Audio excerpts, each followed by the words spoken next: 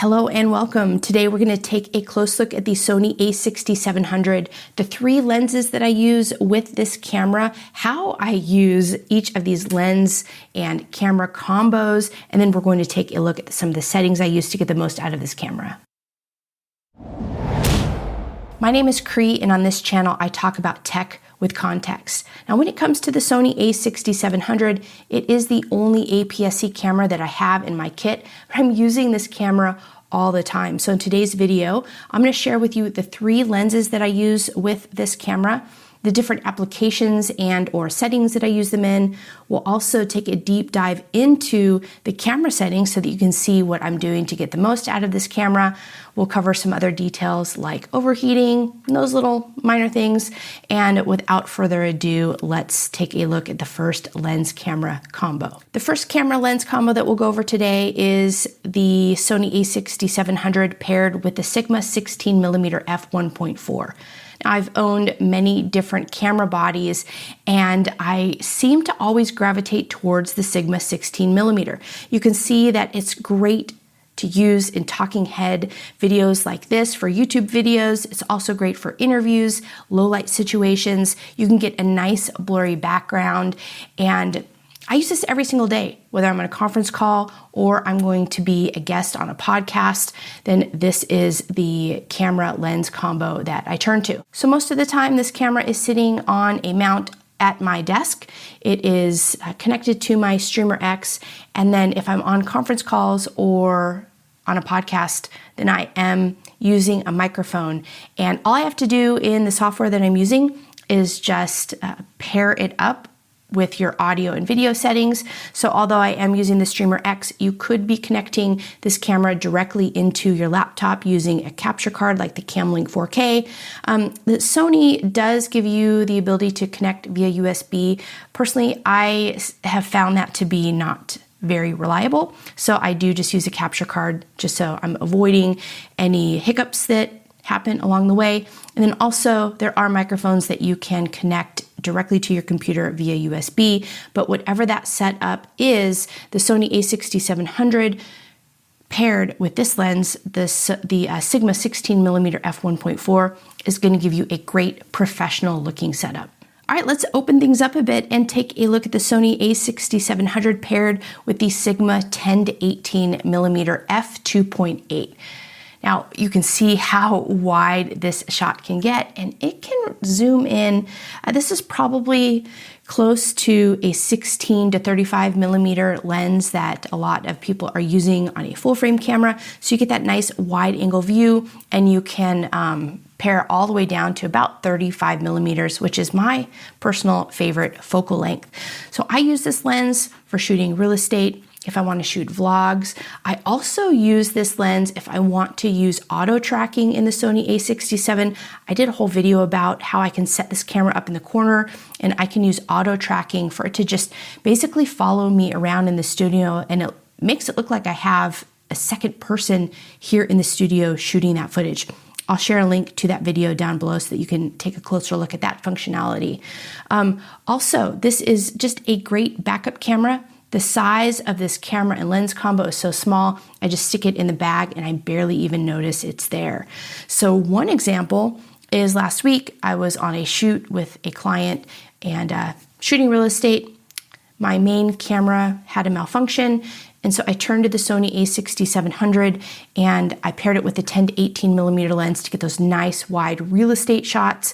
And what's great about the a6700 is it can shoot all the way up to 120 frames per second. So if you're looking for 4K and you really want to slow down your footage in post, you do have those options available to you in this camera, and that's what makes the Sony a6700 paired with the 10 to 18mm f2.8 so fun to use. So now you are looking at the Sony a6700 paired with the Sigma 18 to 50mm f2.8. Now, why is this lens and camera combo so special?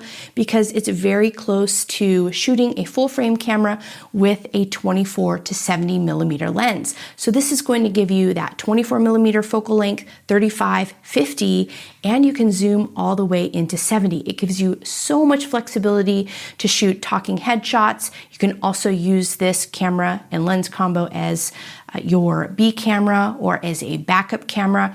But what I love most about this is if I were to bring one camera and lens combo anywhere, this is the one it would be. Now just take a look at the size difference between the Sony a6700 paired with the 18 to 50 millimeter lens that we're seeing now, next to the a7R5 with a Sigma 24 to 70 millimeter lens. So the size alone makes this camera lens combo so easy to throw in your bag. It gives you peace of mind, and you always know that you have a reliable backup or a B cam if you ever need it. And this is something that I also carry with me if I'm traveling. You can kind of get away with it with vlogging if you set up your camera and you're not holding it out in front of you. Either way, this gives you that sweet 24 to 70 millimeter focal length that so many videographers use on a daily basis. We're going full circle here, and we are back on the Sigma 16 millimeter f1.4, so you can see the difference in the background. But look how small these lenses are. It makes it so easy to pack this camera up and take it wherever you go. Now, when it comes to settings, just a couple of tips. The first one has to do with shooting in 4K if you are doing any type of live streaming or if you're running this camera for a long period of time. In personal tests, and you can probably find additional tests out there online, if you are shooting in 4K for close to an hour and you're shooting in 30 frames per second, your camera's probably going to overheat. Just be aware of that. What I do to circumvent that is on my daily conference calls, I just put the settings into 1080. If you're streaming, you can't stream at 4K anyways. You mainly top out at 1080. In fact, most of the time you're probably streaming at 720. So I just put the camera in 1080 and I can stream for hours. I can be on conference calls all day. I can also record high quality podcast interviews. So that is the typical setting that I use in those scenarios. Now, when it comes to shooting in 4K, if you're shooting in 120, you're going to have less time to shoot before the camera overheats. It does give you a little icon on the screen to let you know that it might be happening soon. When it comes to shooting on site though, what I do is I just turn the camera off if I'm not using it.